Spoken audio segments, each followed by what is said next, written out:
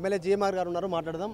CLP సమావేశంలో కొద్దిమంది పైన ముఖ్యమంత్రి సీరియస్ అయ్యారు, పార్టీ లైన్ తప్పుతున్నారు అనేటువంటి చర్చ జరిగినట్టుగా వినిపిస్తూ ఉంది. అసలు ఏం జరిగింది, ముఖ్యమంత్రి ఏం చెప్పారు? నేనేం చెప్తా ఉన్నా, అక్కడ ముఖ్యమంత్రి గారు ఆ విధంగా మాట్లాడినట్టు మేము అక్కడే ఉన్నాం కదా లైవ్లో, మరి ఎవరినైతే ఆ విధంగా అనలేదు. ముఖ్యమంత్రి గారు మాకు దిశానిర్దేశం చేశారు.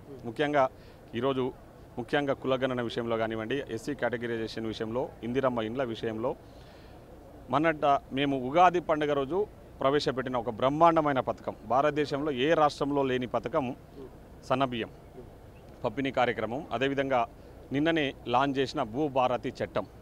ఈ 5 స్కీమ్స్ పైన ప్రజల్లోకి బలంగా తీసుకెళ్లాలనే దాని మీద మాకు ఒక దిశానిర్దేశం చేసిరు ముఖ్యమంత్రి గారు అని చెప్పేసి సిఎల్పి సమావేశం ఏర్పాటు చేసిందే ఈ 5 విషయాల మీద చర్చించడానికి. ఈ 5 విషయాలను ప్రజల్లోకి బలంగా తీసుకుపోవడానికి మాకు ముఖ్యమంత్రి గారు దానికి సంబంధిత శాఖ మంత్రులు దిశానిర్దేశం చేయడం జరిగింది. ఎమ్మెల్యేలకు సంబంధించినటువంటి అంశాలు ఈ మధ్యకాలం నిన్ననే 3 స్టేట్మెంట్ చేశారు మంత్రి పదవులకు సంబంధించి. ఇంకా ప్రొలాంగ్ అవుతున్నందుకే ఈ వివాదం కొనసాగుతుందా? త్వరగా కంప్లీట్ చేసే ఫుల్ స్టాప్ పడే అవకాశం ఉంటుంది. ఇప్పుడు మంత్రి పదవులు ఆశించడం అనేది తప్పు కాదు, కానీ వేదికలలో ఎక్కడ మాట్లాడితే బాగుంటుందన్న దాని మీద కూడా ముఖ్యమంత్రి గారు ఒక క్లారిటీ ఇచ్చారు. ఎందుకంటే అధిష్టానం, మాకంటూ ఒక అధిష్టానం ఉంది. ఇప్పుడు బీఆర్ఎస్ పార్టీ లాగా ఎక్కడ పడితే అక్కడ ఏం పడితే మాట్లాడితే కుదరదు కదా. మా పార్టీ లైన్ ఒకటి ఉంటుంది, మాకు ఒక అధిష్టానం ఉంది ఢిల్లీలో. ఏది ఉన్నా అధిష్టానం దగ్గర మనం చెప్పుకోవాలి. అధిష్టానం నిర్ణయం తీసుకుంటుంది. మంత్రి పదవులు ఎవరికి ఇవ్వాలి, వేరే పదవులు ఎవరికి ఇవ్వాలన్నది అధిష్టానం నిర్ణయం తీసుకుంటామన్నది ముఖ్యమంత్రి గారు చెప్పడం జరిగింది. పొలిటికల్గా కొద్దిసేపటి క్రితం ఎమ్మెల్సీ కవిత స్టేట్మెంట్ చేశారు నిజామాబాద్లో. నేను రౌడీ లాంటి దాన్ని పింక్ బుక్లో రాసుకుంటున్నానంటూ మీ ప్రభుత్వాన్ని ఉద్దేశిస్తూ స్టేట్మెంట్ చేశారు. మేము అధికారంలోకి వస్తే ఎవరిని వదలమనే స్టేట్మెంట్. నేను రౌడీ లాంటి దాన్ని అంటున్నాను. నేను ఏమంటున్నా, నేరస్తులు నేరం చేసిన ఒకసారి అబిచువల్ అఫెండర్స్ అంటారు. ఈరోజు కేటీఆర్, కవిత గారు లాంటి వాళ్ళు వీళ్ళంతా అబిచువల్ అఫెండర్స్. అంటే వాళ్ళకి నేరం చేయడమే పనిగా, వేరే పని ఉండదు వాళ్ళంతా దోపిడీదారులు కూడా వాళ్ళకి నోటుకు వచ్చినట్లు పింక్ బుక్కులు, ఎల్లో బుక్కులు, రెడ్ బుక్కుల గురించి మాట్లాడితే ప్రజలు నవ్వుకుంటా ఉన్నారు.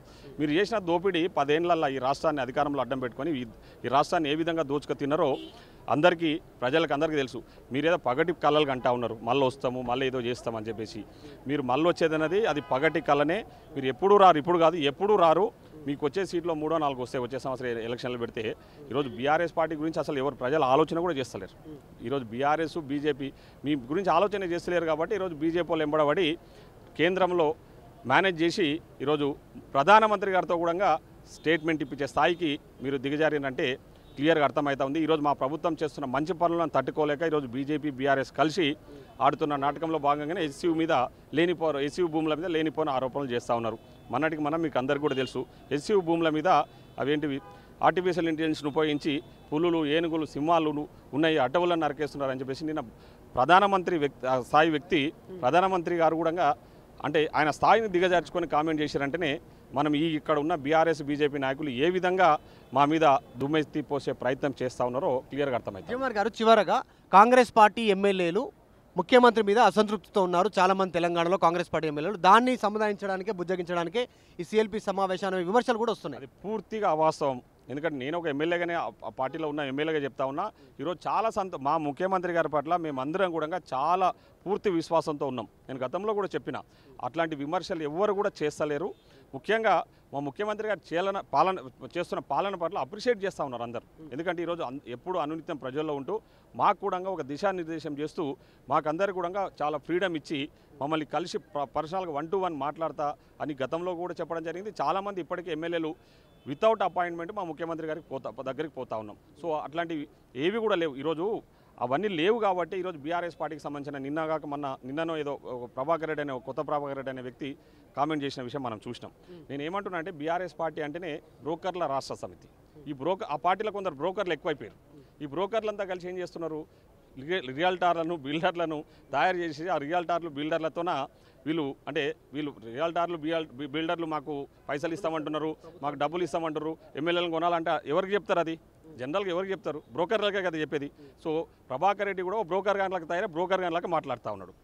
ఇప్పుడు వాళ్ళు కొనడానికి ప్రయత్నాలు చేస్తుండొచ్చు, కానీ ఎవరు అమ్ముడు ఇవ్వడానికి ఎవరు సిద్ధంగా లేరు. ఇక్కడ ఉన్నది కాంగ్రెస్ పార్టీ ఎమ్మెల్యేలం. కాంగ్రెస్ పార్టీ నియమ నిబంధనలకు కట్టుబడి ఈరోజు మా ముఖ్యమంత్రి గారి నాయకత్వంలో మేము పనిచేస్తూ ఉన్నాం. కాబట్టి పిచ్చి ప్రేరణాపాలను బంద్ చేసి ప్రజలకు ఏమైనా మంచి చేసే ఆలోచనలు చేస్తే బాగుంటుంది. ఈ బ్రోకర్లంతా కలిసి మమ్మల్ని ఏం చేయలేరు. వాళ్ళు అనుకుంటా ఉన్నారు ఈ ప్రభుత్వం ఏదో అయిపోతుందని. ఈ ప్రభుత్వం ఉన్న 3.5 సంవత్సరాలే కాదు, ఆ తర్వాత వచ్చే ఎన్నికలలో కూడా కాంగ్రెస్ ప్రభుత్వం 100 సీట్లు గెలవబోతా ఉన్నాం. గెలిచి మళ్ళీ ప్రభుత్వాన్ని నెక్స్ట్ టైం కూడా మేమే ఏర్పాటు చేస్తాం. ప్రపంచంలో ఏ మూల ఏ క్షణం ఏం జరుగుతుందో వేగంగా తెలుసుకోవడానికి తొలి వెలుగు వాట్సాప్ ఛానల్ని ఫాలో చేయండి.